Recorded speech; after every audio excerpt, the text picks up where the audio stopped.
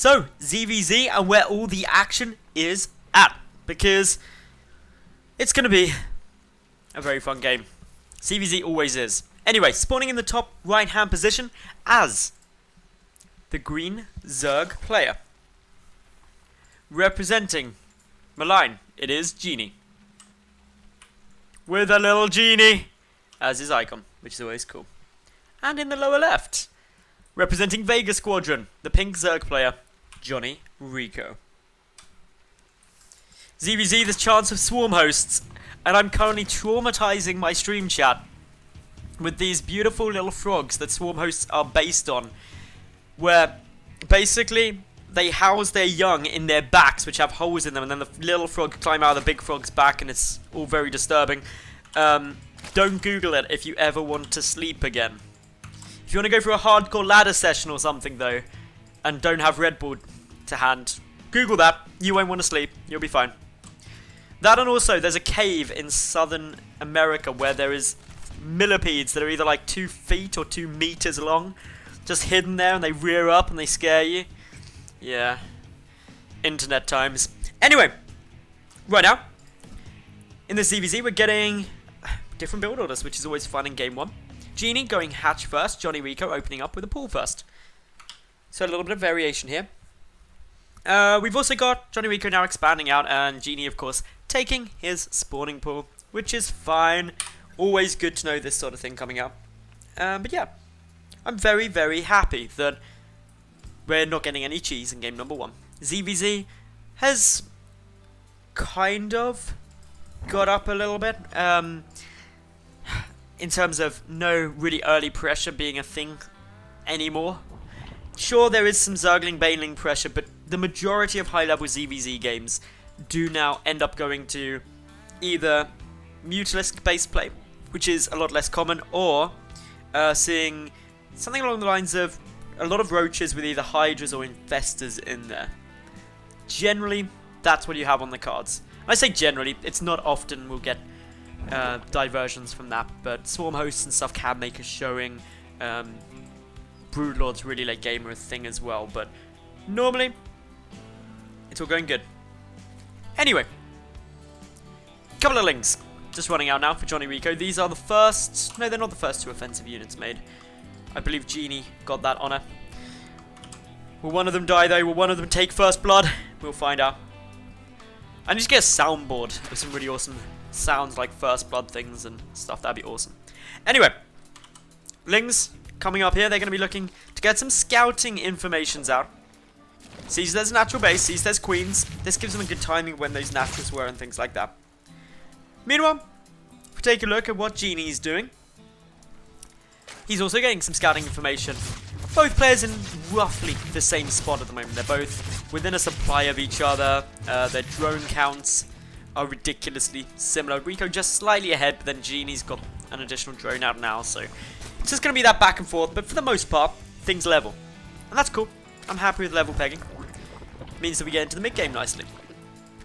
Both players open gasless initially, so both adding in those 2 gases at a very similar time now. That was around the 40-ish supply mark, 45-ish supply, where they're getting them down. So, still keeping a good peak in case either goes for anything rapidly aggressive, but without the gas, it's really unlikely. Slowlings just aren't a thing in terms of ZvZ. Apart from like 6 pools or something, you're not going to see slowlings. They're just not scary enough to be warranted. Pick up an Overlord on both sides actually cause both players to get supply blocked, although Genie gets a little bit more supply blocked than Recco. But it's, okay, just a second or 2 difference. Nothing that is going to really cause too much of a complaint or too much of a worry. These 3 queens now, hugging up, making sure that the natural base is completely walled, whereas JonnyREcco instead pushing forward, going to be looking to take his 3rd base nice and fast. He's also keeping a single ling at his opponent's 3rd, wanting to keep close checks on when he expands, just so he can respond to it if needed. Of course, Genie's Overlord did then see that the 3rd base from Rico's been taken.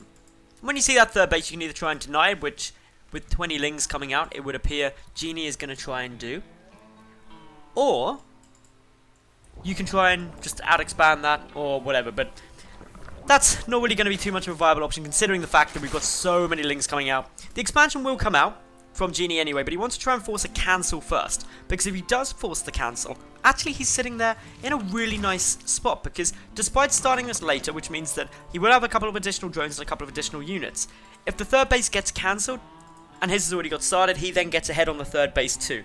So taking a third first in ZvZ gives you an advantage if you hold it, but it is more difficult to hold.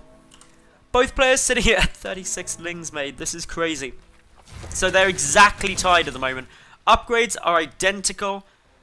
It would come down to positioning, and REcco actually running back, and it'll be requiring defender's advantage to get a little edge in here. But this may cause Genie to cancel his third. Big engagement though in the middle. REcco winning thanks to those additional Lings coming through, and Genie having to try and retreat back, but he's trying to retreat back to save these queens, one of which definitely going down. The other one should be saved, but still a queen taken out is a queen that is dead. 3 queens to 4 in REcco's favour. His creep spread going okay. We've got Genie coming in from the right hand side, but REcco sees that thanks to good overlord positioning and can respond very quickly in a reposition of his own Zerglings. Roach is now coming through for REcco, as well as that +1 missile attack, whereas Genie getting the 1/1 upgrades. And because of this, it means that he's going to be slightly up overall. His Lings obviously benefiting from the Carapace upgrade, so Ling on Ling fights will go in Genie's favour, but Roach on Roach, which this will probably turn into, armor upgrades don't make a huge difference to those engagements. It's the attack upgrades that you really will notice. Still, REcco preparing for another attempt to cancel, or actually now kill off that third base, and with a fair few Lings, could have probably had a good run at it, but if we know the Genie is out on the map somewhere, REcco's going to want to be very careful.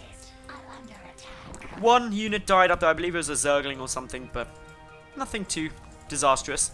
REcco ahead in Roach speed, and yeah, we've got obviously Roach speed coming down as well for Genie, although it's a bit later. Army supplies favouring REcco by 10. He's just managed to push out a couple more Roaches than that of Genie, and a lot of that will be due to not getting the +1 Carapace and also being up by 10 workers. So he's going to have a slightly larger volume of units, but because he doesn't have that upgrade lead, it's going to be slightly less. Anyway, third base for Genie not really being used yet, whereas REcco's happily mining from his. Both players still just pumping out a lot more Roaches, although JonnyREcco has got the Baneling Nest and Baneling speed on its way, so he's still acutely aware there's a good number of Lings out on the field. That's actually true for both sides. Both players sitting there with around 34 and 35 Lings, so very level. And these are preparing, ready to go and try and pick up the third base should their opponent move out with the majority of their force. REcco coming through here is going to say, yep, that's a fair few Roaches, can't really trade against that, so he just backs out. Doesn't want to suicide those units in. Genie, tunneling claws on the way, so he's going to be looking to utilise that Roach regen and maybe some sneaky attacks. JonnyREcco does have an Overseer, although it's a long way forward, so he may not actually realise this is coming. He might not be in a position where he can see it. Other than that, still very passive for a ZvZ. Less than 1,000 resources lost on either side, and we're already at 12.5 minutes in. So, not really much in terms of a recap or players getting thrown off. Just REcco with a solid upgrade, a solid economic lead, mining about 100 to 200 more minerals per minute, and also a little less gas, but actually no, it's about level gas. So, for the most part, REcco just getting a bit more income. Is going to be trying to secure up a fourth base probably slightly faster due to being able to afford that hatch a little bit quicker. Because gas is still... Actually no, the gas and minerals are very level. He must have queued something up which is quite gas heavy. Or mineral heavy. Not quite sure what that was. Anyway, still waiting now to see when REcco decides to start going for this. But whoa, Banelings. Okay, 31 Banelings plus these Roaches. This is one way you can tip a Roach fight in your favour. Sure, Banelings not that great in Roach on Roach. Unless you have 30 of them. And then of course they're very good against everything. They just come rolling through and they're like kaboom. And suddenly a big chunk of your army is no longer there. In come these Banelings now. They're going to be trying to get some connections, and just look at them power through these Roaches, weakening off a lot of them, taking a considerable amount of them into red health, but not actually killing that many. However, REcco going to be trading better now thanks to taking out a lot of their health, forcing Genie to retreat back. And Rico continuing to push forward. May just grab the queen. It's in a nice position, so it's good to deny those injects later on. A couple of drones getting taken out, preventing Genie from moving down the ramp, blocking this up, maximizing the number of drones getting killed. JonnyREcco does have an overseer, so he can still see some of those burrowed drones, able to pick them off, but he's taking counter damage. A lot of lings tearing through his Roach Warren and Evolution Chamber. The Evolution Chamber going down isn't a problem. The Roach Warren would have been, but it stays alive. Still trades going on at Genie's natural base though, and he's losing a bit more. The Overseer still essential to prevent that burrow from coming down. But it's playing a dangerous game, moving way too far forward. So close to dying, 14 HP. And Rico's push will now get shut down as reinforcements come in for Genie. JonnyREcco came off worse in terms of the overall losses there, because the Lings came through and just wrecked all of JonnyREcco's economy. Right, that's the first big problem. JonnyREcco lost 27 drones, whereas Genie only lost 7. The next problem is that Rico, while he's Roach on Roach Fight 1, Genie's actually caught up pretty well with that. And he's got the 2-2 upgrades up against 2-0 with tunneling claws for that extra regeneration. And JonnyREcco doesn't have detection here at the moment. So it's all going to come down to this fight. If Genie is able to hold this off thanks to pulling the drones, if the transfuses are good and the reinforcements are solid, Rico is going to be in a bad economic spot, but he's able to take out a good number of those drones. Needs to keep that going to level it out. Picks off the queens. Behind this, Rico adding in more roaches. Genie adding in more roaches as well. Quick little burrow of everything, just lets them heal up a tad more, and we'll be able to force back this push. 34 workers to 35. This game is once again very level. The biggest difference, as it stands, is the fact that Rico on 3 queens, and therefore 3 injects.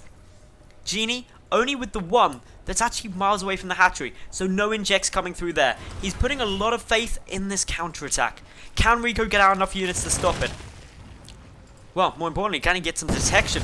Looks like he's rushing out. He's gone overseer, getting a second one, because he does not want to have to contend with this burrow tech. It means that he could get caught off guard, could get in a bad engagement. So just waiting it. Of course, no more queens on the way out.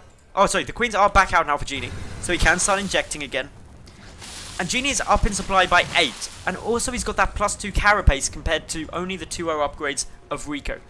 And while, as I said, there's not that much of a benefit of getting the carapace upgrade, if it's 2-2 versus 2-0, it does make a noticeable change.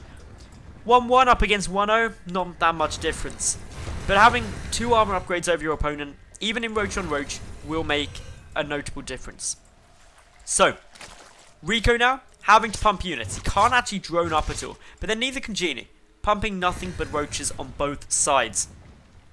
And that means the next trades could ultimately decide this game. If we look at their supplies, there's about 2,000 more resources lost by JonnyREcco compared to that of Genie. Their incomes, Rico's slightly up, so he's just got better drone management across his different bases, and he's also got a few more mineral patches in his main.